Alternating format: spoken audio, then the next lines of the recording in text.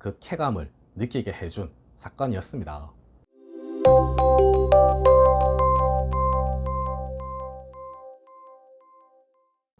안녕하세요. 노태우 변호사입니다.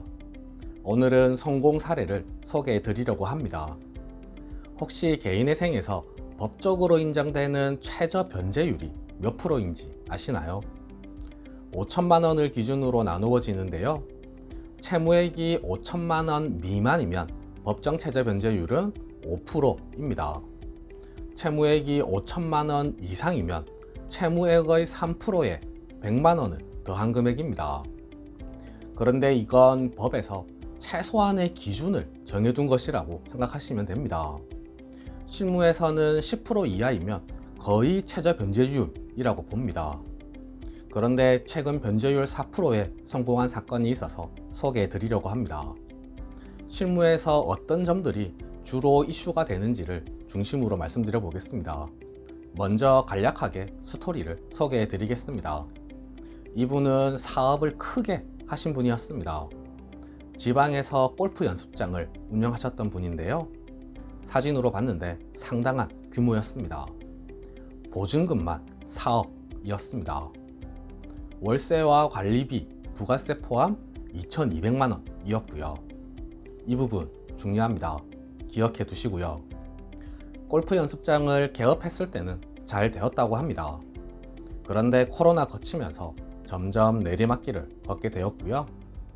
또 골프 연습장 같은 경우는 기계와 시설이 매우 중요한데 점점 노후화되면서 영업이 상당히 어려워집니다. 이때 저희 의뢰인은 잘못된 판단을 합니다. 솔직히 여러 번 보았던 스토리인데요. 사업장 운영이 어려워지니까 코인 투자를 시작한 겁니다. 또 이런 분들은 규모도 크세요.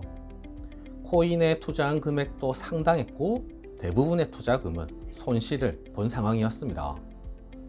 게다가 동업자와의 소송도 진행 중이었고요. 상당한 금액의 4대 보험료도 체납 중이었습니다. 각종 공사 대금도 미납되어 있었고요. 골프기계 렌탈 위약금에 전기요금, 인터넷 비용까지 체납 중이었습니다. 채권자의 각종 카드사는 물론 개인 채무까지도 있었습니다. 채권자 목록의 채권자 번호가 24번까지 있었습니다. 채권자가 24건에 보증인까지 하면 채권자가 30건 가까이 되었습니다. 총 채무액은 8억 정도 되었고요. 이러한 상황에서 저한테 연락을 하신 겁니다.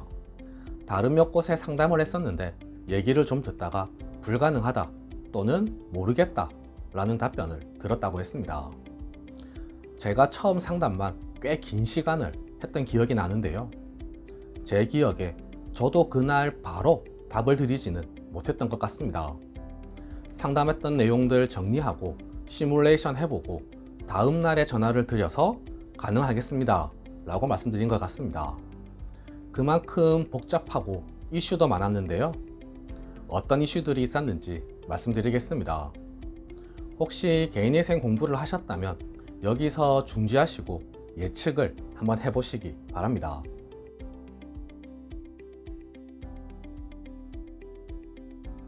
첫 번째 이슈는 뭐였을까요? 코인 투자 손실금 이슈입니다.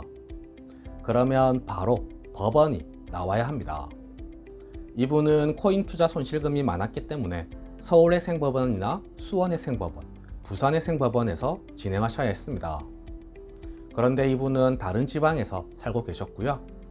제가 가장 처음 드렸던 얘기는 서울이나 수원으로 이사하시고 직장을 구하시라는 것이었습니다. 골프 연습장은 폐업할 예정이었기 때문에 직장을 새로 구하셔야 했고요. 코인 투자 손실금 때문에 서울회생법원이나 수원회생법원에서 진행해야 했던 겁니다. 다행히 이분은 서울로 이사를 하셔서 직장을 구하셨습니다.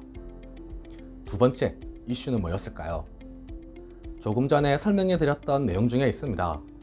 제가 기억하시라고 말씀드렸던 부분입니다.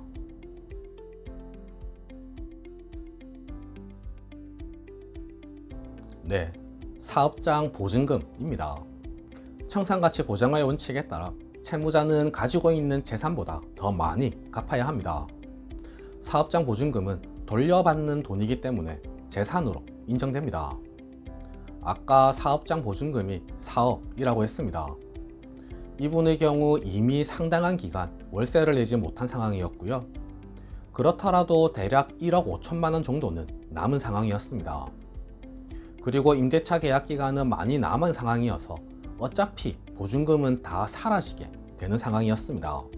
그런데 미래에 사라지는 것이지 개인의 생을 신청할 당시 또는 보정을 할 당시에는 여전히 보증금이 남아있게 됩니다. 개인의 생을 할 당시에는 그 당시 기준으로 계산이 되기 때문에 보증금은 정리를 해주어야 합니다. 일반적으로 임대인과 협의를 해서 서류를 작성하는 방법이 있습니다. 그런데 이 의뢰인의 경우는 임대인이 소송을 제기했고요. 소송을 통해서 해결했습니다. 해결했다라는 말의 의미는 보증금을 0원으로 만들었다는 겁니다.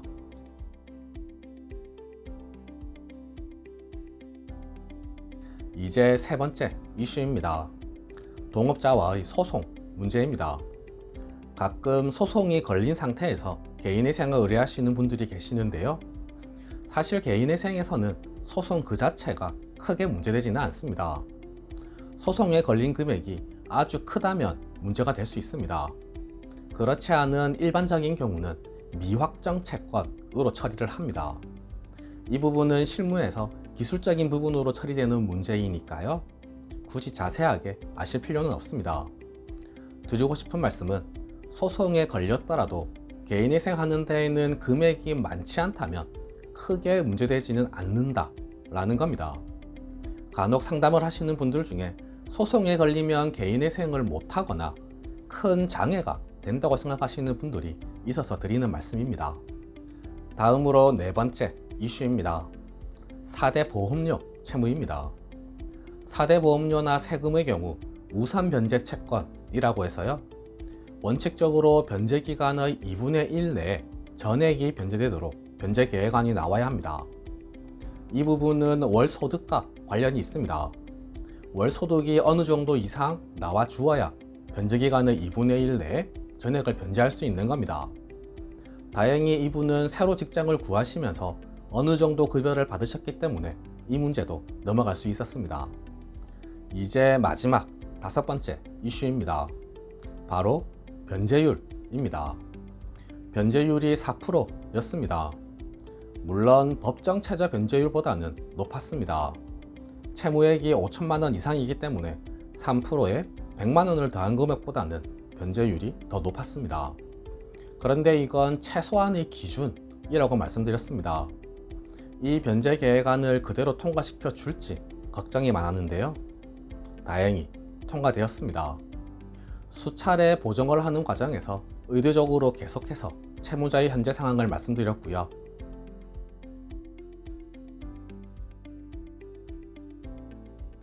또 공개적으로 말씀드리기는 어렵지만 사용할 수 있는 모든 기술들은 다 구사했던 것 같습니다. 관련해서 이런 유형의 사건은 천천히 진행될 수밖에 없고 또 천천히 진행해야 한다는 점을 말씀드리고 싶습니다. 인가까지 1년 정도 걸렸습니다. 회생위원님과도 여러 차례 통화를 했고요. 결과적으로는 변제율 4%의 변제 계획안으로 최근 인가 결정까지 받았습니다.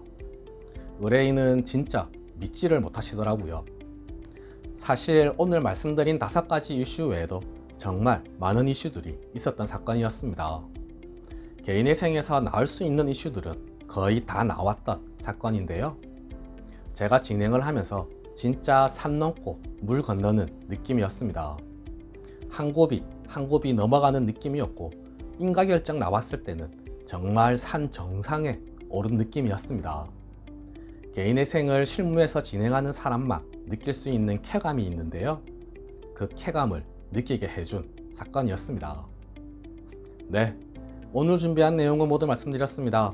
궁금하신 점이 있으시면 댓글에 남겨주시거나 전화주세요. 제가 직접 상담해 드리겠습니다.